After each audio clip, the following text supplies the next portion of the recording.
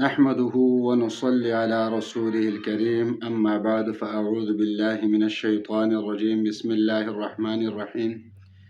میرے محترم بھائیوں اور بہنوں، آج میں آپ کو رمضان المبارک کے مہینے کے مناسبت سے ایک وظیفہ دوں گا، ایک عمل دوں گا کہ رمضان المبارک کا سب سے افضل ترین عمل ہے، اور جب بھی آپ یہ عمل کریں گے اور ہاتھ اٹھا کر اللہ تبارک و تعالیٰ سے جو بھی مانگو گے تو یقینی طور پر اللہ تبارک و تعالیٰ آپ کو مایوس نہیں کریں گے۔ اللہ تبارک و تعالیٰ آپ کی دعا کو رد نہیں کریں گے۔ اللہ تبارک و تعالیٰ آپ کو وہ کچھ عطا فرمائیں گے جو آپ نے اللہ سے مانگا ہے۔ تو اپنے حاجات کو، اپنی ضروریات کو اللہ تبارک و تعالیٰ کے سامنے پیش کرے اور اللہ تبارک و تعالیٰ کے خزانے اپنے لیے کھول دے۔ اللہ تبارک و تعالیٰ کے خزانے ہمیشہ کے لیے کھلے ہیں، لیکن بس مانگنے والے چاہیے، اللہ کے خزانوں سے لینے والے چاہیے۔ اگر آپ پر رزق کی تنگی ہے تو ایک تو رمضان المبارک کا مہینہ ہی برکت ہے، اور پھر جب آپ یہ عمل کریں گے اور اللہ سے مانگیں گے تو اللہ تبارک و تعالیٰ آپ کے رزق کی تنگی کو دور کرے گا۔ مالی پریشانی ہے تو اللہ تبارک و تعالیٰ آپ کی مالی پریشانی کو دور کرے گا۔ اگر کوئی بڑی حاجت ہے، سخت سے سخت حاجت ہے، اور آپ چاہتے ہیں کہ میرا یہ حاجت پورا ہو تو اللہ تبارک و تعالیٰ سے مانگیں۔ اللہ تبارک و تعالیٰ آپ کی حاجت نہیں، حاجات پورے کر دے گا۔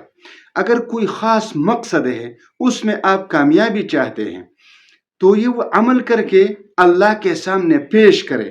جتنے بھی بڑے مقاصد ہیں اللہ تبارک و تعالیٰ اس میں آپ کو کامیابی عطا فرمائیں گے۔ آپ کے سامنے کوئی بڑی رکاوٹ ہے تو آپ اللہ تبارک و تعالیٰ کے سامنے ہاتھ اٹھائیں اور اللہ سے مانگے، آپ کے سامنے وہ تمام رکاوٹیں دور ہو جائیں گی۔ آپ کی پریشانی ہے، پریشانی ختم ہو جائے گی۔ اسی طرح اولاد نہیں ہے، اولاد کے لیے کرے، مال نہیں، مال کے لیے کرے، رزق کی تنگی ہے، رزق کی تنگی کے لیے کرے۔ اللہ تبارک و تعالیٰ آپ کے راستے کھول دے گا، آپ کا مقدر بدل جائے گا، تقدیر بدل جائے گا آپ کی۔ تو یاد رکھیے، وظیفہ میں آپ کو بتاؤں گا قرآنی وظیفہ۔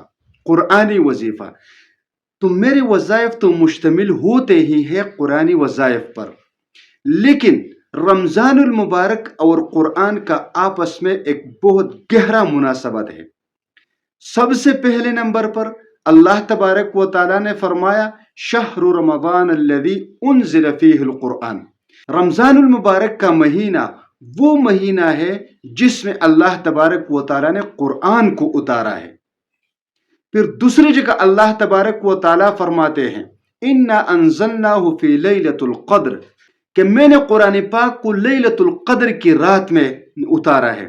اگر آپ کوئی قرآنی وظیفہ پڑھتے ہیں یا قرآن پاک کی تلاوت کرتے ہیں تو رمضان کے بغیر کسی اور مہینے میں، کسی اور دن تلاوت اور وظیفے کا اثر الگ ہوگا، اور جب آپ رمضان المبارک کے مہینے میں پڑھیں گے، رمضان المبارک کے مہینے میں، تو اس کا اثر الگ ہوگا۔ لہٰذا آپ نے قرآن پاک کی تلاوت کو جاری رکھنا ہے۔ آپ سے جتنا ہو سکتا ہے تو رمضان المبارک کے مہینے میں قرآن پاک کی تلاوت کریں۔ قرآن پاک کی تلاوت، جب بھی آپ قرآن پاک کی تلاوت کریں گے تو آپ نے اسی وقت اللہ سے مانگنا ہے۔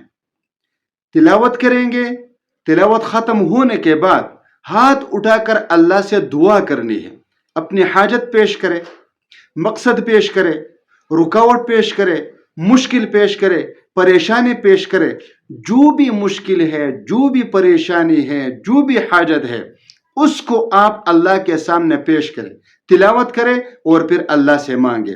رمضان المبارک کے پورے مہینے میں یہ عمل کرتے رہیں اور اللہ سے مانگتے رہیں، لیکن یاد رہے کہ آخرت اور ثواب کی نیت کو مد نظر رکھ کر صرف یہ نہیں کہ آپ قرآن پاک کی تلاوت کریں گے اپنی حاجات کے لیے اور مقاصد کے لیے، آپ نے تلاوت اللہ کی رضا کے لیے کرنی ہے، اللہ کی رضا کے لیے، ثواب کے لیے کرنی ہے، اور پھر اس کے ضمن میں اپنے حاجات کو بھی اللہ سے مانگے، مقاصد کو بھی مانگے۔